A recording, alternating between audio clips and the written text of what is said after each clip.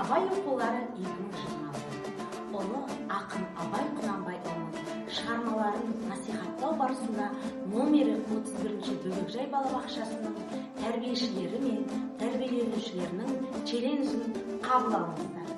Абай Құнанбай қыз, ақ киімді денелі ақсақалды, соқыр мылқау танымас тірі жанды, үсті басы ақ қырау түсі сұлу, басқан жер сықырлап келіп қалды. Демалысы үскірік аязбен қар, кәрі құдан қыс келіп әлек салды, ұшпадай бүркін киген оқшыр айтып, аязбенен қызарып ажарланды. Абай Құнанбай, әсемпаз болмағын неге? Әсемпаз болмағын неге? Әсемпаз бордан алқап, сен де бір күпісті неге? Кетігін тап-тап барқара, қайлағытпен ақыр жолда бар, қасқанға да туғанға, әдеп сатқан кімде бар, сол таласақ туғанға.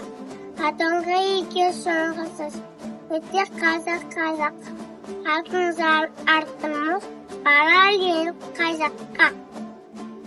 Абай Құнанбай, ғылым таппай мақтан ба, орын таппай бақтан ба, құмарланып шаттан ба, ойнап босқа күлуге. Бес нәрсеге қашық бол, бес нәрседен асық бол, адам болам десеңіз, тілеуің өмірің алдыңда, оған қайыр жесеңіз, өтірік, өсек, мақтаншақ, еріншек, бекер мал шашпа, бес қоспаның десеңіз.